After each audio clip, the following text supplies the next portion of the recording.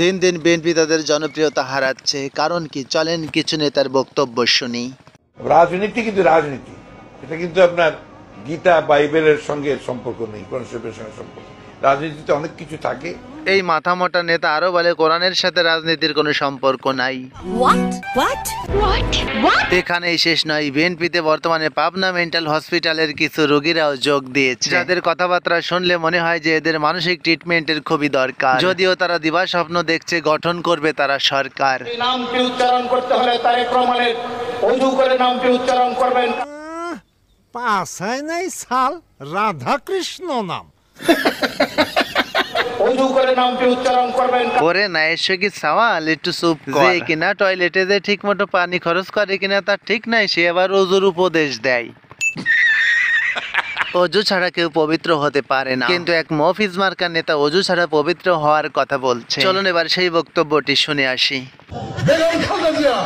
যার নাম উচ্চারণ করলে মুখটা পবিত্র হয়ে যায়, যার নাম উচ্চারণ করলে মুখটা পবিত্র হয়ে যায়।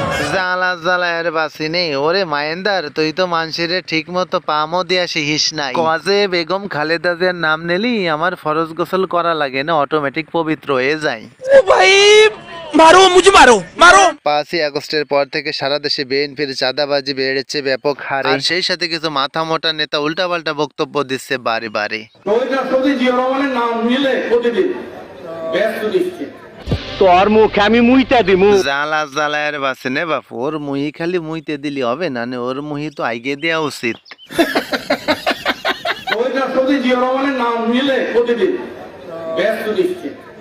আপনি তো সেলসেলায় বেচতে যাবেন। ক্ষমতার লোভ মানুষকে কতটা অমানুষ বানিয়ে দেয়। মাথা মোটা হারুনের এই বক্তব্যটি না শুনলে আমি কখনোই জানতাম না। যখন উদ্দেশ্যমূলক ভাবে বলে যে এক স্বৈরাচারকে বিদায় করে আর এক স্বৈরাচারকে নিয়ে আসবে, কাকে উদ্দেশ্য করে বলেন? আপনার মতো শিক্ষিত চোরদের উদ্দেশ্য করেই বলে। এক চাঁদাবাজকে উৎখাত করে আর এক চাঁদাবাজকে, এই সমস্ত কথা যখন বলেন কাদেরকে উদ্দেশ্য করে বলেন? সাতকুট কৈতর খায় বিলাই সাধু।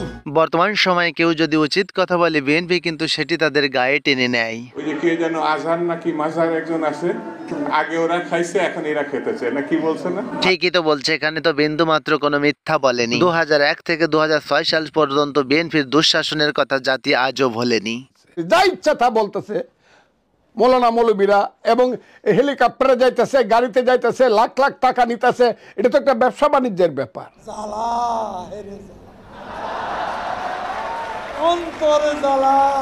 মৌলবাদী দল এখানে ক্ষমতায় আসবে তার কোনো সম্ভাবনা নাই। বাংলাদেশের 52 বছর ইতিহাসে দেখা গেছে যে কখনোই কোনো মৌলবাদী দল তার ক্ষমতায় আসতে পারেনি।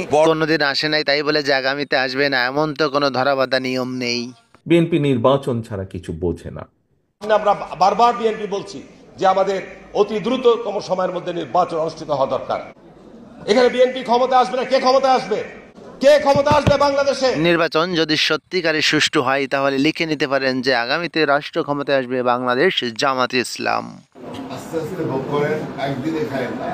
জি জি, আস্তে আস্তে একদিনে জোরে জোর দিয়ে।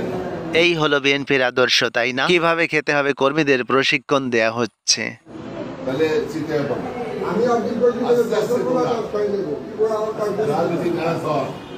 এই হলো বর্তমান বিএনপির অবস্থা। চাঁদাবাজি টেন্ডারবাজিতে একেবারে জগা খিচুড়ি যাকে বলে। দৈনিক 7,50,000 টাকা চাঁদাবাজি হয়। জনাব তারেক রহমান আপনাকে বলছে, আপনি কি এই ধরনের ভিডিও দেখেন না? আপনার কর্মীরা কি করছে বর্তমানে, আর আপনি দেখেই বা কি করবেন? কারণ আপনার কথা তো আপনার কোনো কর্মীরাই শোনে না। আপনি তো সেই 5ই আগস্টের পর থেকে বলে আসতেছেন যে কেউ চাঁদাবাজি করবেন না, কিন্তু আপনার কোনো কথা বিন্দু মাত্র মূল্য দিচ্ছে বলে আমার মনে হয় না। মিস্টার তারেক রহমান সাহেবকে অনুরোধ করব, আপনি পটুয়াখালীতে একটি নিরপেক্ষ তদন্ত কমিটি করেন। এই সমস্ত কর্মকাণ্ডের কারণেই বিএনপির আজ বেহাল দশা। ক্ষমতায় আসতে না পারলে হয়তো তাদের মারতে হবে মশা।